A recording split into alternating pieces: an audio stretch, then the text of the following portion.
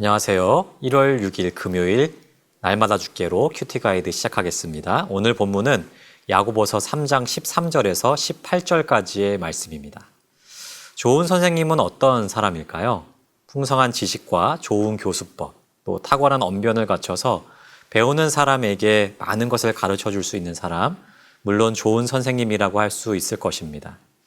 하지만 여기서 조금 더 중요한 것을 꼽자 하면 무엇을 꼽을 수 있을까요? 그것은 그 선생님이 얼마나 좋은 삶의 모범을 보여주냐는 것일 겁니다. 만약 탁월하게 가르친다 하더라도 그 선생님의 삶이 엉망이라면, 그래서 주변 사람들에게 안 좋은 영향을 끼치는 사람이라면 그 사람은 좋은 선생님이라고 할 수 없을 겁니다. 야고보가 편지를 쓰고 있는 교회에도 같은 문제가 있었습니다. 그 교회는 큰 핍박 가운데 있었어요. 그런데 이제 교회가 하나 되어서 이 박해를 이겨내면 참 좋잖아요. 그런데 너무도 안타깝게도 서로 분열되어 있었습니다. 이 교회 안에는 서로 참 선생이라고 주장하는 사람들이 많았던 것 같아요. 자신들이 가르치는 것이 참 진리라고 주장하면서 자신을 따르는 무리들을 모으기 시작했고, 교회 안에는 각자의 선생을 따르는 그러한 당들이 생겨나기 시작했습니다. 이런 상황 속에서 바울은 질문하고 있는 것이죠. 너희가 정말 참 선생이라면, 너희가 진정한 진리를 가르치고 있는 참 선생이라면 어떻게 이런 일이 교회 안에서 일어날 수 있겠느냐? 너희가 참 선생이라면 서로 다투고 분쟁할 것이 아니라 너희의 선한 삶을 통해서 온전한 연합을 교회 안에서 이루어야 되는 것이 아니냐라고 질문하고 있는 것입니다. 이런 관점에서 오늘 말씀을 묵상하시면 조금 더 이해가 쉬울 것입니다. 자, 그럼 본문으로 들어가 보도록 하겠습니다. 관찰 질문 1번입니다. 지혜와 총명이 있는 자가 보여야 할 모습은 무엇입니까? 13절을 보시면 그는 선행으로 말미암아, 그리고 지혜의 온유함으로 그 행함을 보일지니라 라고 이야기를 하죠. 여러분, 여기서 중요한 표현이 무엇일까요? 그것은 지혜와 온유, 그리고 행함입니다. 여기서 지혜는 여러분들도 잘 알고 있는 것처럼 하나님을 경외하는 지식을 이야기하는 것입니다. 즉, 참된 지혜, 하나님을 경외하는 참된 지혜를 갖고 있는 자에게는 특별하게 나타나는 성품이 있다는 거죠. 어떠한 성품이죠? 바로 온유함이라는 것입니다. 정리하면 참 지혜를 가진 자에게는 온유한 성품으로부터 나오는 삶의 행위, 또한 모범된 삶이 나타나야 된다는 것이죠. 만약 삶으로 증명되지 않는다면 그것은 거짓 가르침이라는 겁니다. 그렇다면 여러분, 거짓 지혜는 어떤 것입니까? 자, 관찰 질문 2번입니다. 땅 위의 지혜에 대해 무엇이라고 말합니까? 15절에서는 거짓 지혜를 땅 위의 지혜라고 부르고 있습니다.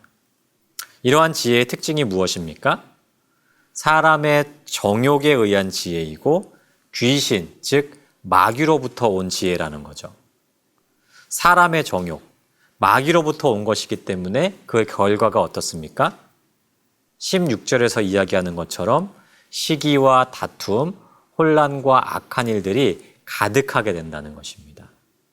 결국 야고보는 그 교회의 여러 선생들에 의해서 분열과 다툼, 당짓는 일들이 벌어지고 있다고 한다면 그 지혜는 교회를 위한 참 지혜가 아니라 사람의 욕심과 교회를 분열시키려고 하는 마귀로부터 온 지혜다라는 것이 분명하다는 것을 밝히고 있는 것입니다.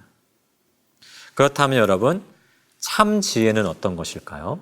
관찰 질문 3번입니다. 위로부터 난 지혜는 어떤 모습입니까?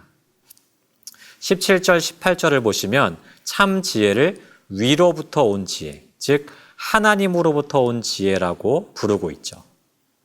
그러면서 그 지혜가 어떤 것인지 설명을 하고 있습니다. 성결, 화평, 관용, 양순, 긍휼, 선한 열매, 편견과 거짓 없음. 자, 여기서 모르시는 표현은 없으리라 생각을 합니다. 혹 모를 수 있는 것이 양순인데요. 양순은 기꺼이 양보한다라는 뜻입니다. 그럼 여러분, 이 표현들이 가지고 있는 공통점이 무엇일까요? 모두 누군가와의 관계 속에서 나오는 단어들이라는 거예요. 즉, 하나님의 지혜를 가진 사람들은 이러한 관계의 열매, 즉 화평의 열매를 맺는 사람들이라는 것입니다. 삶의 적용으로 한번 들어가 보겠습니다. 여러분, 땅의 지혜에는 사람의 욕심과 하나님을 대적하는 마귀의 가치관이 들어가 있습니다. 그러므로 이 지혜는 하나님과 이웃을 향해 있기보다는 나 자신에게 향해 있기 마련이죠. 철저한 이기심과 자기 자랑이 이 안에 담겨져 있다는 것입니다. 그래서 땅의 지혜는 끊임없이 공동체를 분열시키고 파괴시키죠. 반대로 하늘의 지혜는 어떻습니까? 이 안에는 서로를 용납하고 사랑하고 긍휼로 대하며 내 것을 아낌없이 기꺼이 양보하는 그런 이타적인 마음이 들어있다는 것입니다. 그렇기 때문에 참 지혜를 소유한 사람들이라면 마땅히 연합하고 하나가 되어서 이 안에서 주시는 하나님의 참 평화를, 참 화평을 이루어가게 된다는 것이죠. 여러분, 우리는 어떤 사람들입니까? 나를 내세우고 나를 자랑하기 좋아하는 땅의 지혜를 추구하는 사람입니까? 아니면 서로를 돌아보고 아끼고 사랑하기를 좋아하는 하늘의 지혜를 소유한 사람입니까? 우리가 어떤 사람인지는 곧 우리의 삶의 열매를 통해서 증명되게 될 것입니다. 우리의 삶을 한번 돌아봅시다.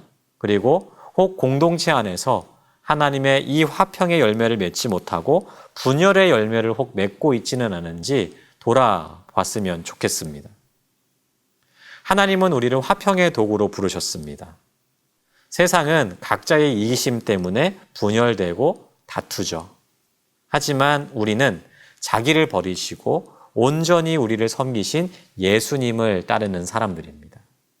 그러므로 우리도 예수님의 성품을 본받아서 온전히 내 이웃을 섬기고 공동체를 섬기는, 교회 공동체를 섬기는 화평의 사람으로 세워져야 할 것입니다.